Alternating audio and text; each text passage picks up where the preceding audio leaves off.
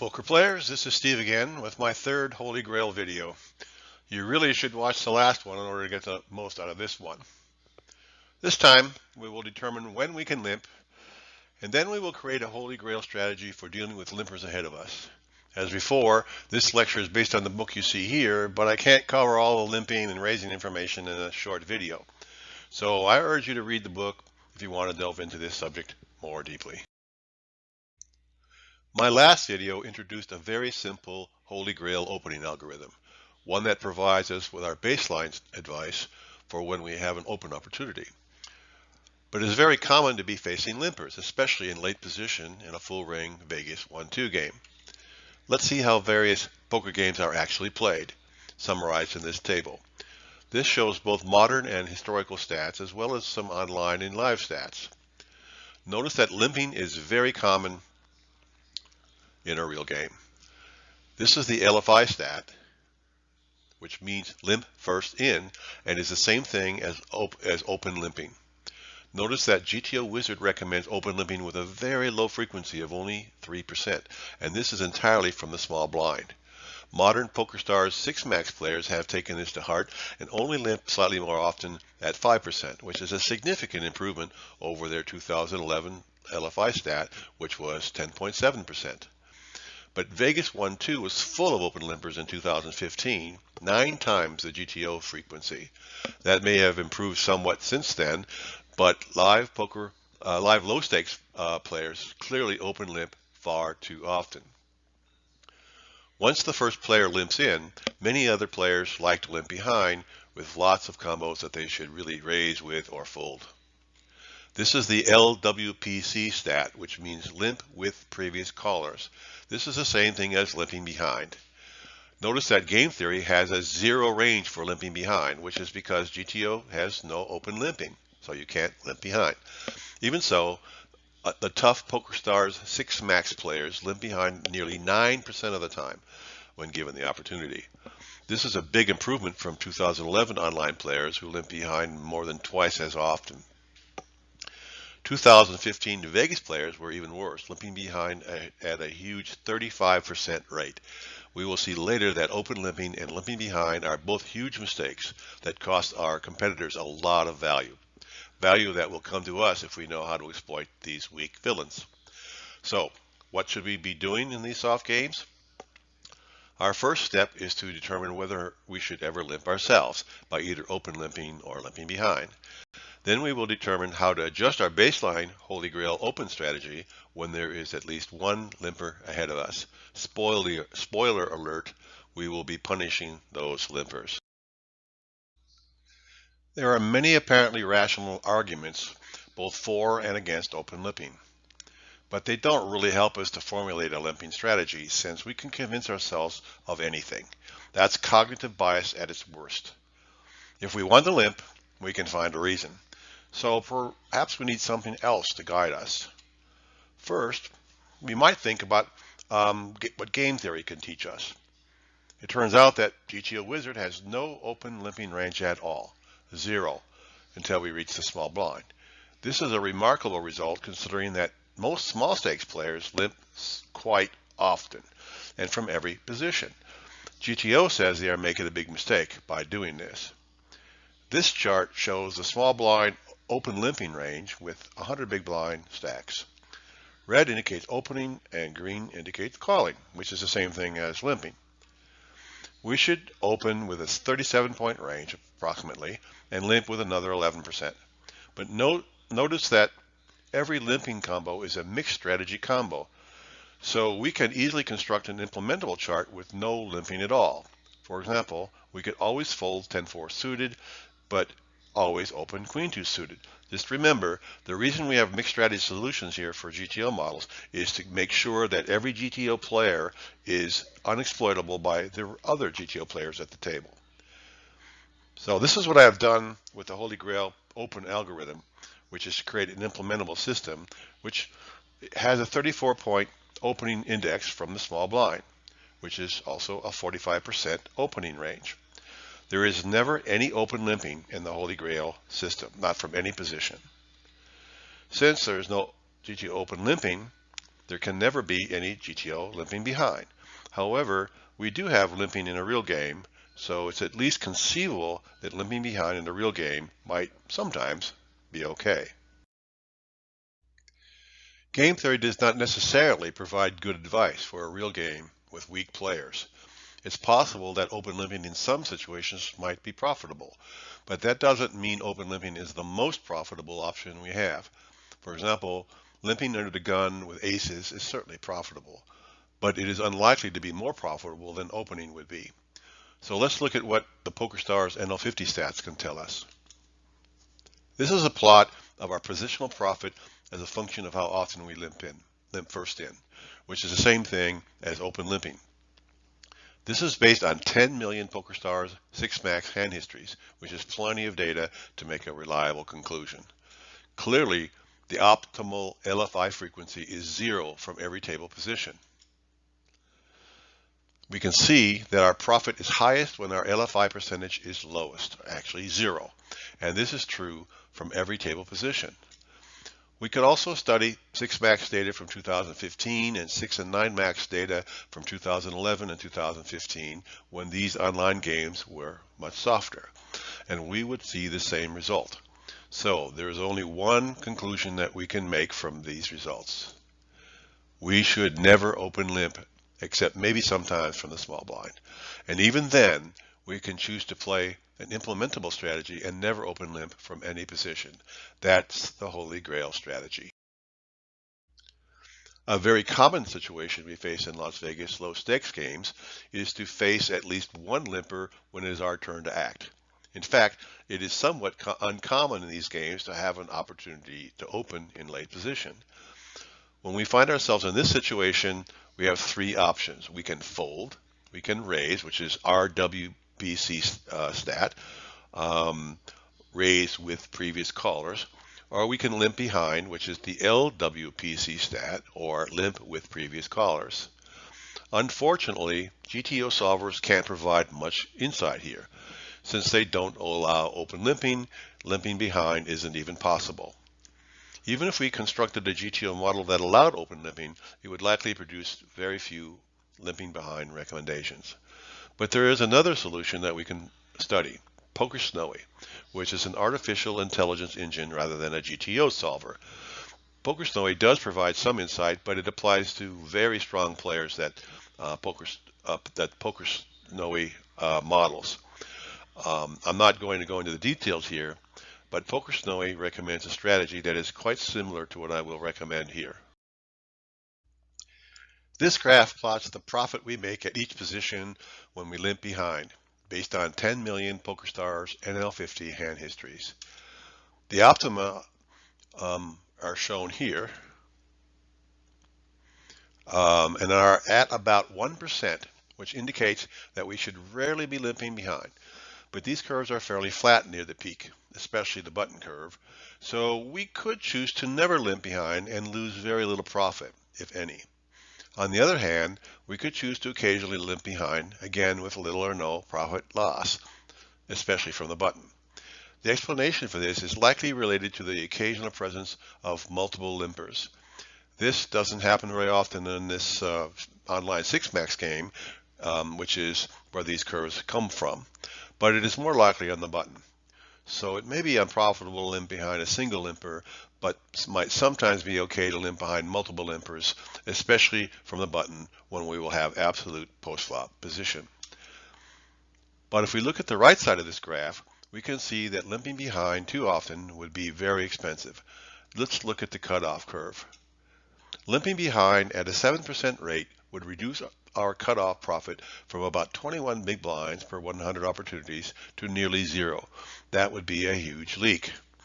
This 2022 result is very similar to the result I published in the Statistics of Poker many years ago, even though those were much softer games.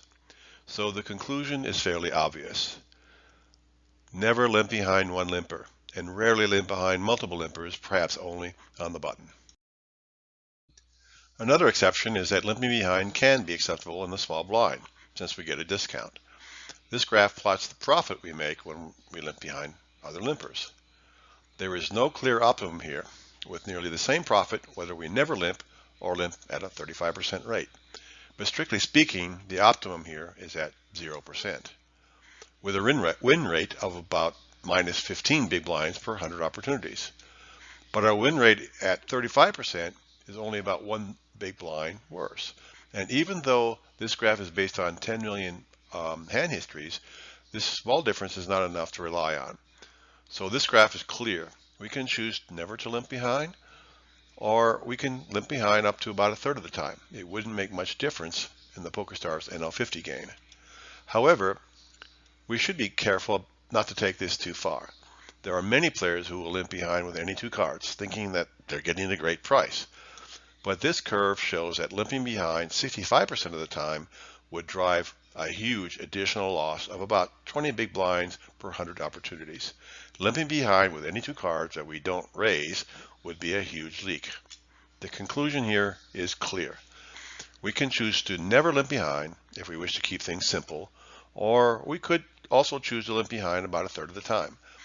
My own baseline strategy is to never limp behind a single limper. But I begin limping behind when I face two or more limpers, since the pot odds are improved then. Limping behind here is especially attractive when we expect that the previous limpers don't like to fold to a raise. I hate playing out of position in a bloated pot. When we face limpers, we have three options. We can fold, which is what we will do most of the time, or we can limp behind, which is what we have concluded we should rarely do, or we can punish the limpers by raising. Let's look at what the PokerStars NL50 data has to say about this. This graph plots the money we make when we raise a single limper, given the opportunity. Notice that the optima are slightly tighter than the Holy Grail frequencies for every table position. So for example, the Holy Grail index for opening on the button is 36 points, which is at about 38%. But the optimum frequency is at the peak, which is a tighter 31%. We could just add 1 point to our Holy Grail opening index when we want to raise one limper. This would be a 37-point combo, shown here. So for the button, adding 1 point to the Holy Grail opening index would be about right.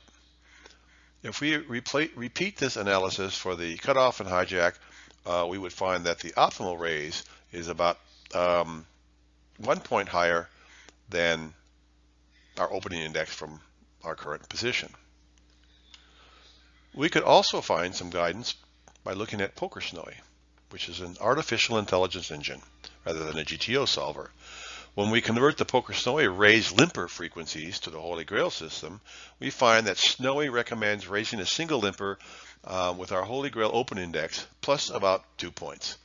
This is tighter than the PokerStars data tells us. But PokerSnowie advice is based on strong opponents, definitely stronger than the average PokerStars NL50 player.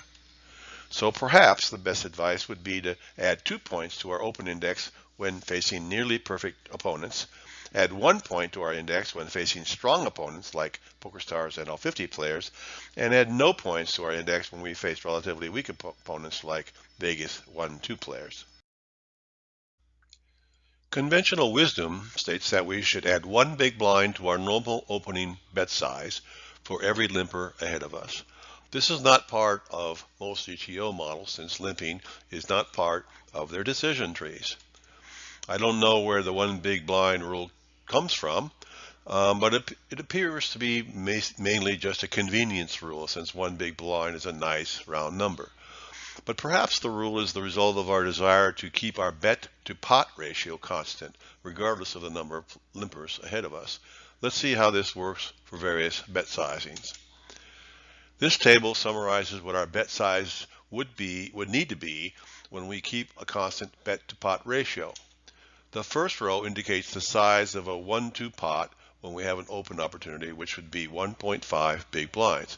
After 1 limper, the pot would contain 2.5 big blinds, and after 2 limpers, it has 3.5 big blinds. 1 3 games and 2 5 games would have pot sizes just slightly smaller than these. Suppose we always make a full pot bet, no matter how many limpers we face. Then our open bet size would be 3.5 big blinds, somewhat smaller than the typical 1-2 open bet size, but not too far off. In this bet pot case, we would be adding 1 big blind for every limper, consistent with the 1 big blind rule. However, if we want to open to 4 or 5 big blinds, adding 1 big blind per limper would be betting more than pot each time. I should point out that betting larger is not necessarily a bad thing in a soft 1-2 game. But if we are playing in an online NL50 game, our normal opening size should be slightly larger than 2.5 big blinds. Auto-clicking on 3/4 pot would have us opening to 2.88 big blinds, which is maybe slightly too big, and would increase our bet size by 3/4 big blinds per limper. This would be a consistent betting strategy, so a smaller 3/4 big blind rule might be appropriate in a tough online game. So my recommendations are fairly conventional in live cash games. Open to the standard for your game and then add 1 big blind per limper. But for online game, I think it's more reasonable to simply click on the 3/4 pot button regardless of the number of limpers we face. So let's summarize our Holy Grail limping strategy. First, never open limp, even from the small blind. When we have an open opportunity, we should always fold or bet with our Holy Grail open algorithm. Although there may be a few situations in which we might rationally think we can open limp, we should suppress the urge.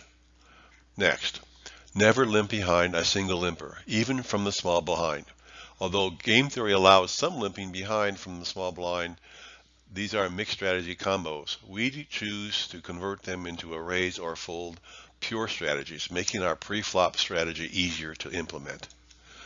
We can sometimes limp behind 2 or more limpers, but mainly from the button.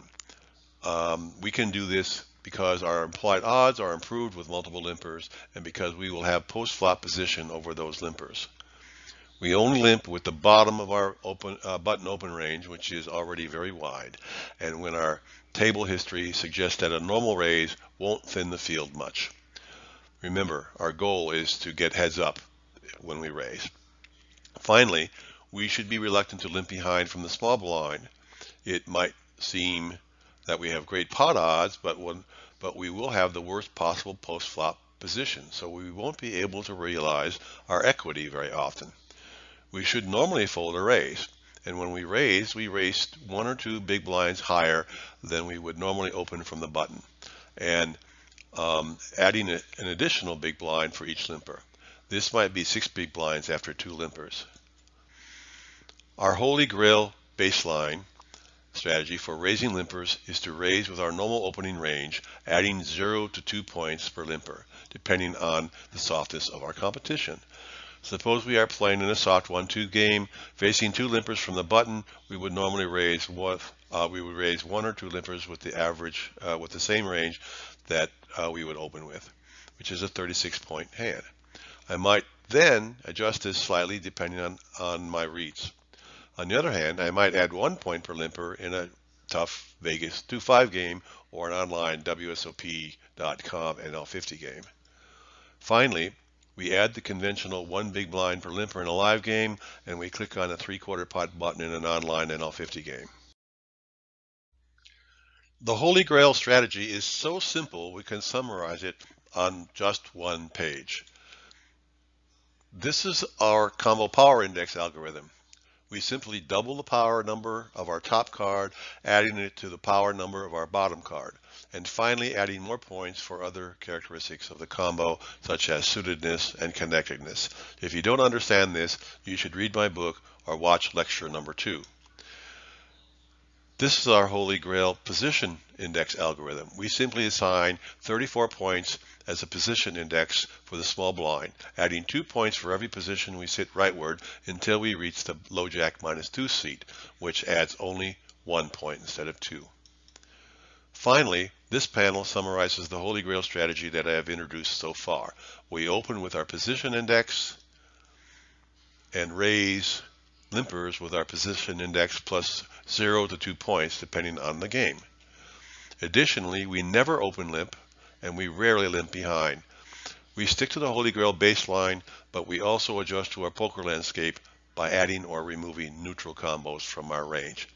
And finally, practice, practice, practice, preferably online, to get comfortable with the Holy Grail strategy and with the increased aggressiveness that it generally imparts to your game.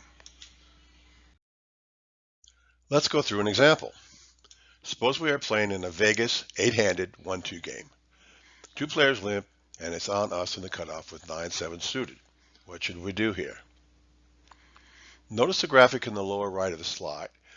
This is just the Holy Grail summary we saw in the previous slide. We can use this to make our baseline decisions. In this case, our position index is 38 points from the cutoff. The combo power index of our 9-7 suited hand is double the top card power number, which is 2 times 9, added to our bottom card power number, which is 7. To that, we add 8 points because our hand is suited, and another 6 points because it's a 1-gapper. We can summarize this in this box. Our Holy Grail strategy with limpers is to raise when our CPI is at least as big as our power index plus 0 to 2 points per limper, depending on the softness of our table. In this case, we are playing in a soft game as witnessed by the 2 limpers. If we use a 0-point gap, we can easily raise with our 9-7 suited hand. If we use a 1-point gap, then our raised limper index would be 40 points and we should usually fold. In this game, I would normally open to $10, so I would raise here to 14. Notice that this is a borderline positive combo, but still a neutral decision. In the WSOP.com NL50 cash game, it becomes a borderline negative decision since I might use a 1-point per limper gap in this game. I almost never use a 2-point gap because I never play in a game with such strong players. Notice that my decision would be the same with an 8-7 suited since it has the same CPI. But 9-6 suited would be too weak with a 36-point CPI. Finally, my 9-7 suited would be too weak from the hijack seat since I would need at least a 40-point hand to raise. Next time, we will discuss defending against the pre-flop raise, where our options are to fold, flat, or 3-bet. Versions of this lecture were presented at the Las Vegas Wednesday Poker Discussion Group in 2023. You can join us every Wednesday at Tommy Rockers, and you can join our Facebook group and see the agenda for our next meeting. That's all, folks.